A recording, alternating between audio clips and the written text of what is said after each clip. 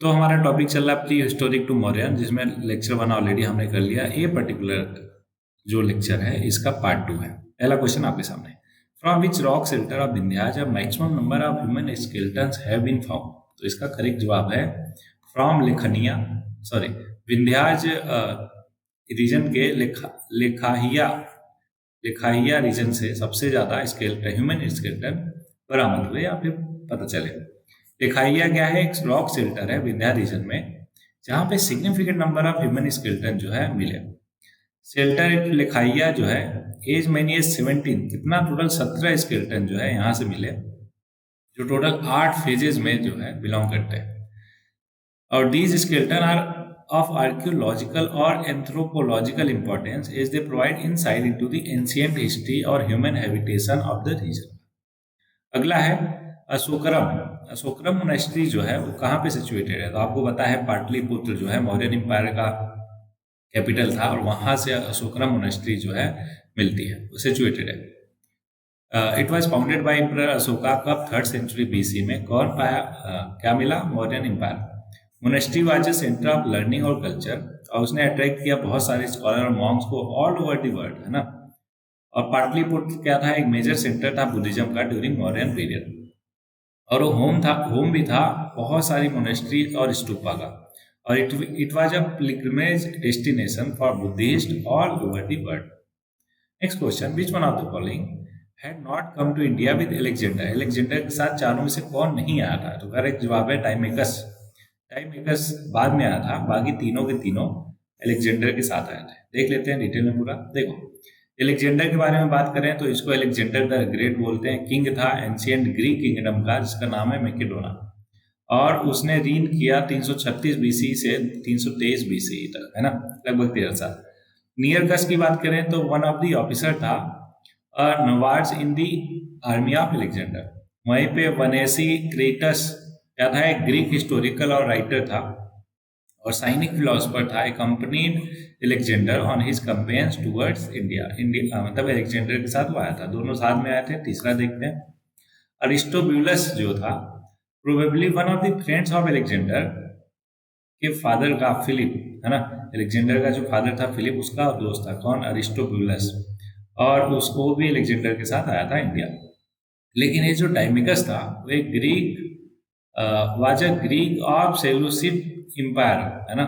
वो सेलूसिड एम्पायर से बिलोंग करता है, इसलिए वो एलेक्जेंडर के साथ इंडिया में नहीं आया था। क्यों? क्योंकि हमने देख ही लिया कि एलेक्जेंडर द ग्रेट का कौन था? वो किंग था एंशिएंट ग्रीक का, मैकेडोना का। अब डायमेकस के बारे में कुछ और डिटेल। डायमेकस को भेजा था सीरियन रूलर एंटिकस वन ने इंडिया में। Deimachus become an investor of the court of the Mauryan ruler Bindusara का, वो, है ना, इन्वेस्टर बना। अमित ग्रह था कहाँ पे? पाटलिपुत्र में। और एक इन्वेस्टर के तौर पे उसने demarcate the successor to the famous investor और हिस्टोरिकल मेगास्थनीज। मतलब मेगास्थनीज के बाद डाइमेकस या डिमार्चेस जो है वो सक्सेसर बना किसका? Investor of Mauryan ruler Bindusara का। अगला है, in the early Rigvedic period what was considered to be most valuable property. सबसे ज्यादा वैल्यूएबल प्रॉपर्टी ऋग्वैदिक पीरियड में किसको माना जाता था? करेक्ट जवाब है काऊ को सबसे ज्यादा वैल्यूएबल प्रॉपर्टी मानी जाती थी। तो cattle rearing was an important economic activity for Aryan although they practice agriculture. वो एग्रीकल्चर भी करते थे, बट केटल ईयरिंग पशुपालन मेन उनका व्यवसाय था। Cattle were considered wealth and the most valuable property in Rigvedic period. The term for war in the Rigvedic क्या था? गविस्थी था, जिसका मतलब होता था सर्च फॉर काउज। और donation of priest were mainly cows, है ना। डोनेशन जो देते थे प्रीस्ट को, है ना, पंडितों को, क्या देते थे? Cause and women slave but not land, है ना। काउज एंड वुमेन स्लेव देते थे, लेकिन जमीन जो है उस टाइम तक रिवाज नहीं था, वो बाद में आया। Which reveals the importance of cow in their life. अगला है दाधेरी, एक लेट हड़प्पन साइट है, कहाँ पे है? चारों में से। करेक्ट जवाब है पंजाब में है Dadheri. It is late Harappan site. Antiques जो है यहाँ पे मिले, including copper object, terracotta beads, wheel, round cake और फेंस बैंगल और terracotta painted bull. A huge storage jar with late Harappan painted और incised wavy lines of pre Harappan tradition यहाँ पे नोटिस किया गया।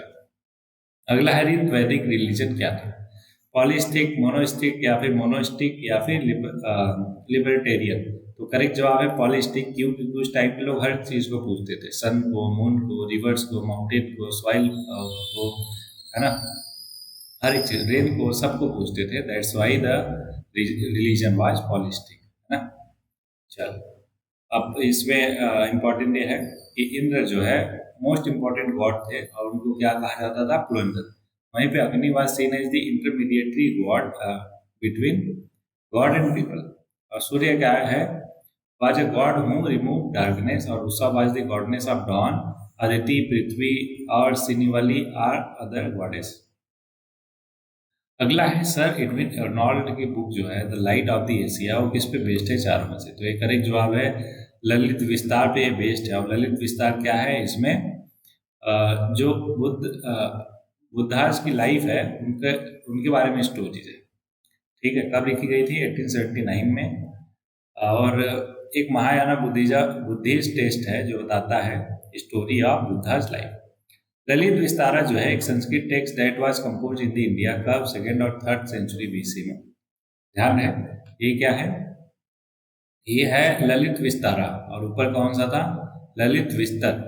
ठीक है, इन्होंने लिखा। और ललित विस्तारा क्या था? 2nd और 3rd सेंचुरी की महायाना बुद्धिस्ट टेक्स्ट है जो कि बुद्धास की लाइफ को बताता है। ठीक है, ये आगे है इसके बारे में कि कैसे बुद्धास का बर्थ से लेकर इनलाइटनमेंट तक की स्टोरी जो है ये कवर करता है। क्या?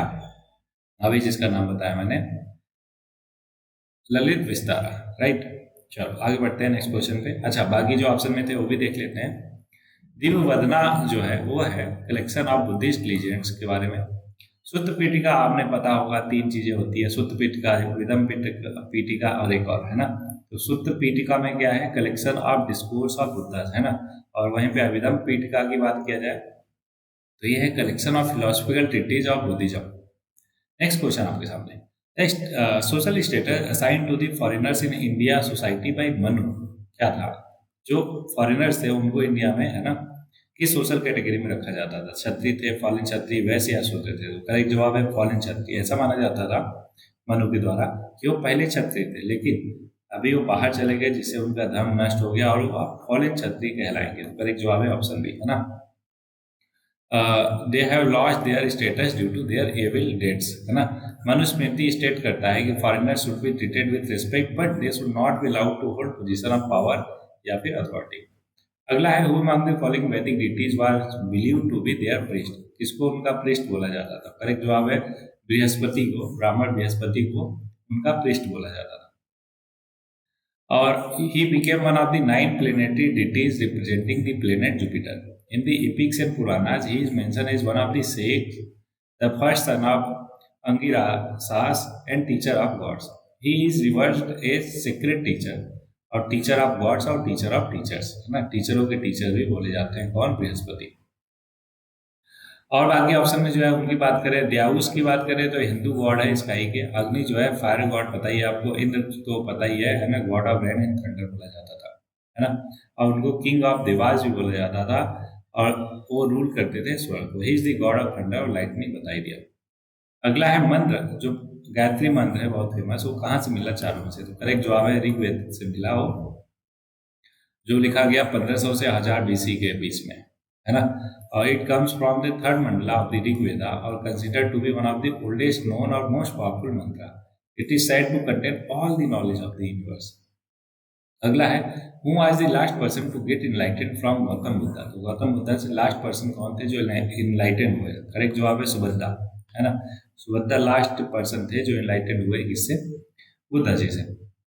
वांडरिंग एस्थेटिक थे जो बुद्धा से मिले उनकी जस्ट मृत्यु से पहले, और वो इम्प्रेस हुए बुद्धास की टीचिंग से और उन्होंने asked to be admitted to the order of monks में वो सम्मिलित हो गए।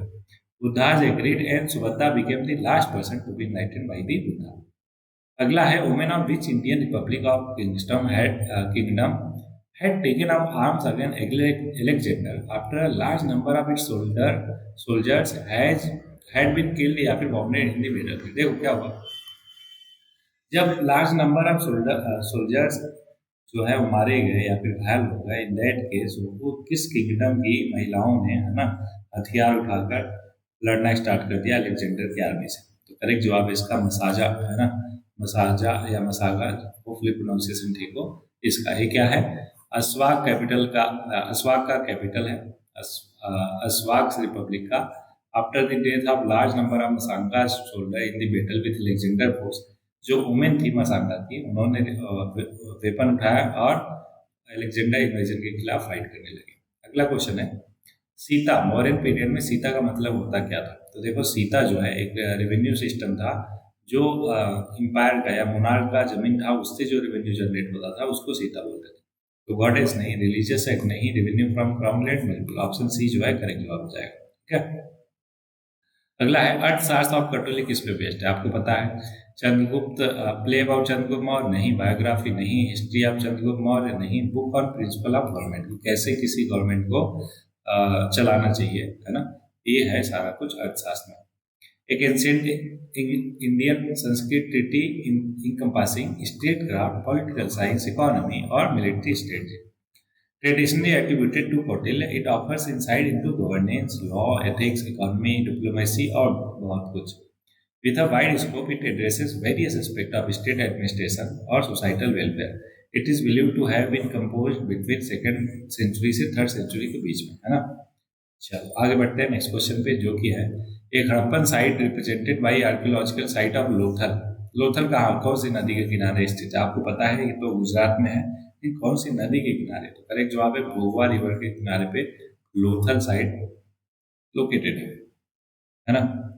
ओके, तो Bhal region of Indian state of Gujarat में है। Lothal was excavated by S R. Rao sahab कब? 1954 में। और कहाँ पे है? बैंक ऑफ रिवर भोगवा पे। तो बस इस लेक्चर में इतना ही, होपफुली सारे क्वेश्चन आपको क्लियर होंगे। हाँ, फैक्चुअल क्वेश्चन है तो इसलिए डायरेक्ट मैं आंसर पे फोकस करते हुए और जो पेरिफेरल नॉलेज था उसको भी एक्सप्लेन करते हुए आया, होपफुली सारा कुछ क्लियर हो। आज के लिए आपके लिए कोट है कि the unhappy derive comfort from the misfortunes of other. क्या? The unhappy derive comfort from misfortunes of other. देखो बहुत सारे लोग ऐसे भी होते हैं जिनको मजा आता है दूसरों के मिसफॉर्चून्स को देखकर, दुख दुविधा को देखकर, है ना, मतलब दूसरे लोग दुखी होते हैं तो वो लोग खुश होते हैं, कंफर्ट में आते हैं। लेकिन आपको बिल्कुल ऐसा नहीं करना है। कभी भी किसी का टांग खींच के आगे बढ़ने की कोशिश मत करो। हमेशा ट्राई करो कि अगर कोई आपसे ऊपर है, मतलब आपसे बेहतर पोजीशन में है, तो उससे इंस्पायर हो और उससे भी आगे बढ़ो, आप बेहतर करो। ठीक है, ना कि जेलसी वाला भाव बल्कि इंस्पिरेशन वाला भाव आपके अंदर होना चाहिए। तो यही है लाइफ लॉन्ग सस्टेन करने का बेहतर तरीका। तो इसी के साथ इस लेक्चर में इतना ही, मिलते हैं नए लेक्चर में, तब तक के लिए पढ़ते रहिए, आगे बढ़ते रहिए।